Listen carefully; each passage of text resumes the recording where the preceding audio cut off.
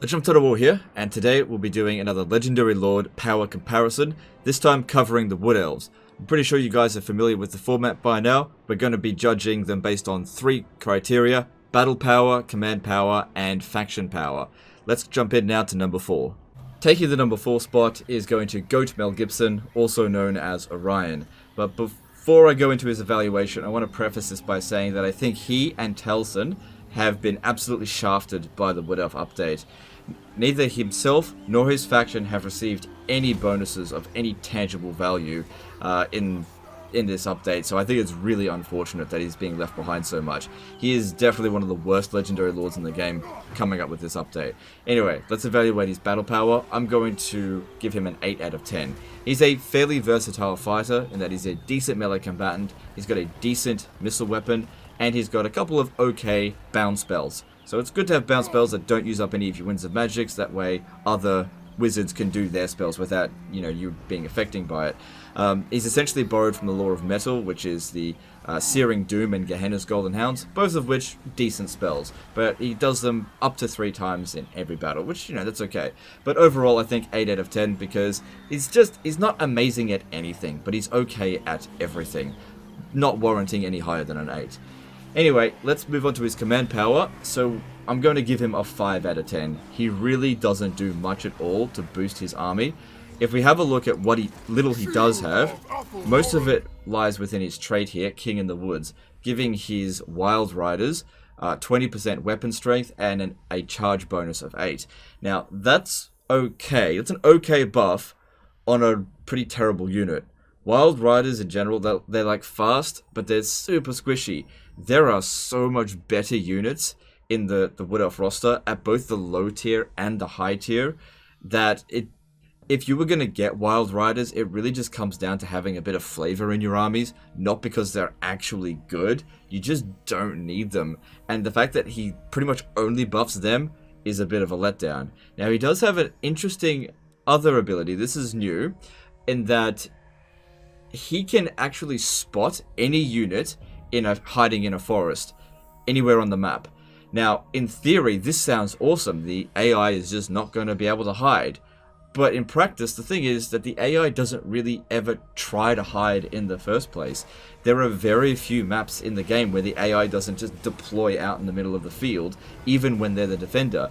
Basically, if you want to find an enemy that hides in the forest, you have to go to Lustria and fight the Skaven. They're the only ones that I see consistently hiding in the forests, because there's lots of forests in Lustria. Even if fighting in Athel-Loren, I very rarely see the AI, even the Beastmen, ever try to hide in the forest. So that's a bit unfortunate. I don't believe that he can spot stalking units. He can only spot units that are specifically hiding in the forest. So it's not like he can just see everything. But I think in theory it seems good. Just in practice, I just don't think you're going to make a lot of use out of that. That's all. But it is cool in there. That's for sure. But I'm not going to warrant points based on it's cool, but doesn't really do much. Anyway, moving on to his faction power, he's going to score another 5 out of 10 because he just doesn't do a whole lot.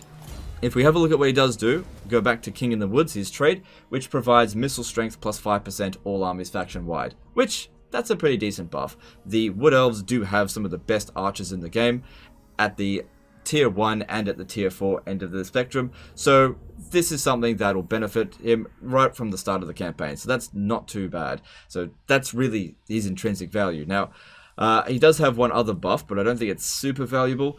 He can reduce the construction costs of military recruitment buildings and construction time of those buildings as well, all provinces. That's okay, they'll save you a couple of bucks here and there, but the tangible benefits of that is pretty limited unless you constantly lose your settlements and have to rebuild them, because there's only so many Wood Elf settlements in the game, and by the time you get this, that is, you probably have already built a lot of those military buildings anyway. So the value is just, it's okay, but it's just not really there in my opinion. So overall, Orion is going to get a 6 out of 10. I just think that he's just left behind. It's not a very good score for essentially a demigod. And it's kind of a shame that he didn't receive a more potent, unique skill tree.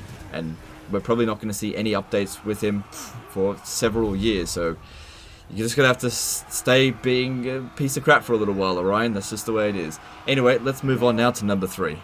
taking the number 3 spot goes to Dreicher. Now, I think Dreicher is a really interesting legendary lord, but she is an absolute pain in the ass to evaluate because she's such a tricky character to sort of pinpoint where her strengths and weaknesses are. She has got a very weird situation being part of the Wood Elves. So if you play as Dreicher, you can confederate dirthu, but you can't confederate Orion and you can't confederate Sisters of Twilight. But if you play as the Sisters of Twilight, dirthu, or Orion, you can confederate Dreicher. So playing as Dreicher, you can't get the full Wood Elf roster, basically. So, another thing is that she has Coadil attached to her. But the tricky thing about her is that if the AI is playing as Dreicher, and you want to confederate her, and she is above rank 5, she may not have Coadil attached. Now, her item is intrinsically attached to Coadil. You basically get them both at the same time. So if she gets the item but not Coadil and you confederate her, you'll never get Coadil, at least in theory. But confederating her before she hits rank 5, that's just not going to happen. It's too difficult to do that. You'd have to be extremely lucky or very fast at going, like, beeline straight for her, which is very difficult to do. So it's since that's part of essentially her strength rating, it makes it tricky to evaluate her, because I think that's intrinsically part of her character. Anyway, let's go down and start this evaluation from the top down. Talking about her battle power, she's going to get a 9 out of 10. So, as a spellcaster, that's a fairly low ranking for it, and that's purely because she is a good spellcaster. She's got some abilities that will reduce the Winds of Magic cost for some of her spells, but she is a Lore of Shadow caster, and Lore of Shadows is not the best for Wood Elves, at least in this patch. In my opinion, Lore of Life is by far the best Lore of Magic for the Wood Elves. So, in the late campaign, if you want to be really effective, you would probably be focusing more on the Lore of Life rather than the Lore of Shadows, even when playing as Dreicher. But in the early game, her spellcasting is essential because you have to deal with huge mobs of vampires, essentially. So Penumbral Pendulum and Pin of Shades can be very useful there. In terms of her melee ability, she's not great. I mean, she's essentially just a Branch Wraith that's maybe just a little bit stronger than normal. That's about it. Definitely not one of the strongest characters in the game. Now, in terms of her command ability, she's going to get an 8 out of 10. She's got some really cool abilities here as well. Like I said, she's a really tricky legendary lord to evaluate. So, in her trait, Briar Maven of Woe, she's got an ability called Rouse to Wrath. Now, this ability here will grant you 2 casts of a summon of dryads that will decay over time. But through her skill tree, you'll eventually get Nature's Vengeance, which will take away the problem of them decaying. So you can just summon them and they just won't decay. It's just 2 free units of dryads. And then at the end here, Mantra of the Fallen, you can summon 3 units of dryads anywhere on the battlefield and they'll never decay. So that is a really, really cool ability. And that basically sums up her command power.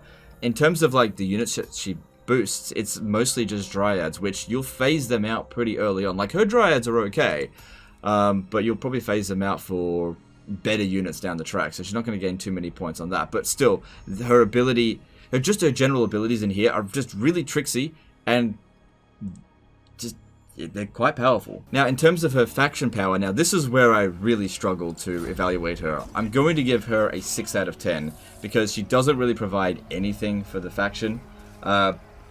But it really does come down to Coadil.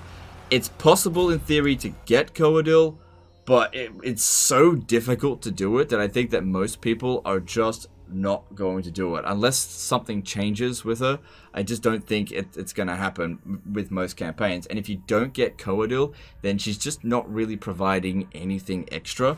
So she's only going to get a 6 out of 10. So overall, Dreicher is going to score a 7.6 out of 10. Like I said, she's a very difficult legendary lord to evaluate properly. I think her strength ranking could essentially be 7.6 out of 10 plus or minus 2, basically. It really just depends if you get Coadil or not. So if you're in your campaign, you manage to get Coadil, awesome, you got like a 9 out of 10 legendary lord. But if you don't, then, I don't know, it's like maybe 7 out of 10, I don't know. Because it's really tricky. I would need to play many, many more campaigns to see all the random things that could occur. Because in one of my campaigns, basically, I was trying to confederate Dreicher, and then I realized that she was like rank 15, but she didn't have Coadil. So I just waited for ages for her to get Coadil, and he never showed up. And so I was like, well, what am I waiting for? I might as well just get her. And I didn't get Coadil. And that was a little bit upsetting. Anyway, that's her. I like her as a character. She's going to be a very tricky person to deal with. Anyway, let's now move on to number 2. Taking the number 2 spot is going to Dirthu. Now, unlike Orion, I think that Dirthu did actually receive a few extra gems from the Wood Elf update, so he didn't get completely shafted. Talking about his battle power, he's going to score a 10 out of 10. Now, it's not because he's a spellcaster, because he does the Lore of Beasts, and Lore of Beasts is possibly the worst Lore of Magic in the game, but because he's just a monstrously strong melee fighter. One of the big downsides to him, though, is that he does cause magic attack, which means characters such as Luther Harkon, pretty much just Luther Harkon, are more or less immune to him. But just about everybody else he could beat pretty easily. He's extremely strong. On top of that, his Sword of Death has a really powerful ability called Sword of Death, and it's really good at cracking through enemy fortifications. When you break through the gate, you send Dirthu in. When the enemy infantry clump up at the gate, you pop this down, and it kills hundreds of them. It's really, really useful. Kills huge blobs of infantry with ease. Very strong ability, doesn't cost any Winds of Magic. And then on top of that, he also has the Lamentation of Despairs, which is a pretty decent ability that doesn't cost Winds of Magic, and can be used once every 90 seconds. It's pretty easy to use, as long as you're not stuck behind something, and it just causes a bit of extra damage. So overall, 10 out of 10 for Dirthu, because he's just super strong. In terms of his command abilities, he's also going to get a 10 out of 10. And this is where I think the update is really giving him a bit of a boost, because Way Watchers have sort of gone down on my priority list, and Treemen have gone up, because Treemen have always been very good, even before the update. But right now, with the update, as long as you get the DLC, the Wood Elves are able to generate more Winds of Magic than ever, because they've got Lords that have the knowledgeable ability. So over the course of a campaign, if you want to do it that way, you could have huge pools of magic. And one of the things that makes Treemen so good is if you attach a Life Wizard to them, they can be healed like rapidly. And because there's a lot more in the tech tree now to give them a lot of resistances, the Treemen are more resilient to damage than ever and can be regenerated quite easily without really consuming all of your Winds of Magic. And Dirthu boosts Treemen like crazy. So Dirthu can reduce the upkeep cost by 30% for Forest Spirit units. That includes Dryads, Treekin, and Treemen. He also increases their charge bonus, but I don't think that's a valuable trait for a Treeman that moves at such a slow speed. But reducing their upkeep cost as the Wood Elves now is more important than ever, because the Wood Elves make less money than they did before. In order to sustain multiple armies as the Wood Elves, you need to reduce upkeep cost. And because his skill line has, and so as most of the other Lords, have been updated to reduce upkeep cost, it's possible for Dirthu to have incredibly cheap Treeman units, which are actually a Doomstack in on itself. As long as he has a Lore of Life wizard attached, it's all good. And in addition to that, he's got some nifty little bonuses over here. Through Balwarden, he increases the melee defense +5 for all units when defending. That's pretty useful, because you'll possibly get attacked all the time. There's Ward Bark, which gives them fire resistance, which is particularly useful as well, because those Treemen are pretty damn weak to fire, and also gives them some extra armor. So he's got some good things up in here with his personal skill tree, unlike Orion, who really got shafted. Now, in terms of his faction power, this is where he sort of drops off a little bit. He's only going to score a 4 out of 10, because the only thing he does through his trait here is give weapon strength +5 to all units, all armies faction-wide, which is good, don't get me wrong, but it's a pretty small buff. It's not huge, so he's only going to get 1 point for that. But if you're using Treeman army, that is going to be noticeable, I guess, just slightly. So he'll get a few points, we'll get a point for that. So overall, Dirthu's ranking is going to be 8 out of 10. I think he's a really good Legendary Lord that was really good before the update and is just slightly better now. Anyway, let's move on now to the best Wood Elf Legendary Lord, the #1 position. Taking the #1 spot for the Wood Elves goes to the Sisters of Twilight. So once again, a DLC Legendary Lord is leading the head of the race. That's not uncommon. But anyway, the Sisters of Twilight, in terms of their battle power, I'm going to give them a 10 out of 10. This is probably one of the best archer heroes in the game. The fact that they start off on a very powerful eagle, and their archer abilities themselves are incredible. They are really good at sniping lords if they want to, but they're probably best used as anti-infantry, because their anti-infantry shots. They kind of remind me of like flying eagle claw bolt throwers. Now they don't actually do artillery damage. She can't use it to destroy walls, but she can destroy just huge mobs of infantry, no problem. I've seen her get hundreds of kills in every single battle because she's able to get so much ammo. They got so much range, and because they're on the eagle, they can move really fast and just dodge shots. It's very hard to actually catch up and hit her. So very, very useful archer unit that can fire in 360-degree range while moving. Very, very useful. And they don't even need to get into melee to provide the 10 out of 10 value, but if you want to put them into melee, they're pretty good as well. You can put her on a dragon, but I actually would recommend not putting her on a dragon because whichever mount you're not using, you can summon.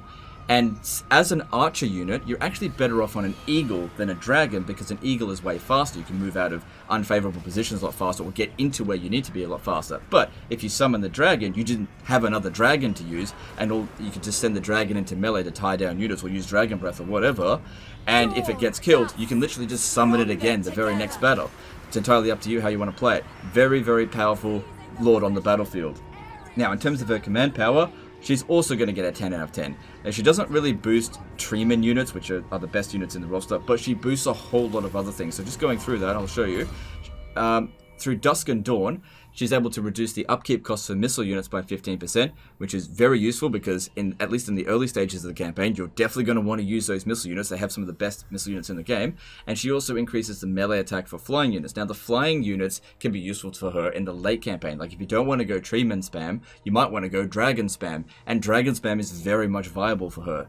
Looking at some other skills to boost them, if you go with Masters of the Ares, she provides physical resistance for flying units, reduced upkeep costs for flying units by 10%, and provides vanguard deployment for Great Eagles and Forest Dragons. Now, that's especially useful if you're going up against artillery-heavy factions, so you just close in right away and get those dragons in and stop those artillery from firing. You've also got the Otherworldly of Spirit over here, which provides a ward save of plus 5% for the entire army, so regardless of what unit you use. Now, she's also got some abilities here.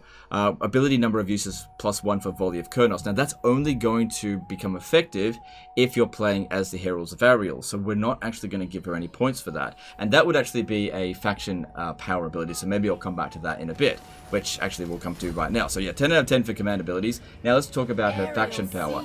Now, she would be getting a 9 out of 10 for this if she was part of her own faction, but if she gets confederated into somebody else, I'm going to give her a 7 out of 10 because she's got a lot of abilities that will only really apply to her faction, such as Challenge to Death. You don't get the Forge of Death if you confederate her, and you don't get the ability number of uses plus 1 for Volley of Kurnos for the Hawk Riders if you confederate her, but you can get Dragon Breath attack. So plus 1 Dragon Breath means that they can go to 4 Dragon Breaths for all of your dragons faction wide. She's also got an incredibly useful ability here for Diplomatic Relations plus 15 with Dark Elves, High Elves, and Wood Elves. Now, normally relations wouldn't be that important for most factions, but for the Wood Elves, it's incredibly important, and especially with the High Elves, because you need to get Avalon at some point, and if you get the Sisters of Twilight and get this ability here, it just helps to prevent the High Elves from trying to take Avalon back, and it's very useful for getting a defensive alliance to fix up the Hearthlands out there. So this is a very useful ability, especially because they're Wood Elves, because you're supposed to play somewhat of a diplomatic game, even though things sort of backfire a little bit once you get a great power penalty, but that's a whole nother story entirely. Still, very useful character, especially part of the Wood Elf update. And that's her rating. So overall, she's going to get a 9 out of 10, which is an extremely strong score. But again, if she was part of her own faction, it would actually be a 9.6. I don't think it quite warranted a 10 out of 10. She was almost there, but just didn't quite make it. And that's my Legendary Lord comparison guide. Let me know what you think. This was a very difficult one to evaluate, largely thanks to Dreicher. She's so confusing in how to evaluate her because of all the different ways that she can be used. But overall, we got some powerful Legendary Lords in the Wood Elves, and we have a pretty bad Legendary Lord. I really think something needs to be done about Orion. He's really falling behind. It's not good. Anyway, that's the end of this one. Hope you guys enjoyed it. Hope you learned something, and I'll see you next time, fuckers. Appreciate you.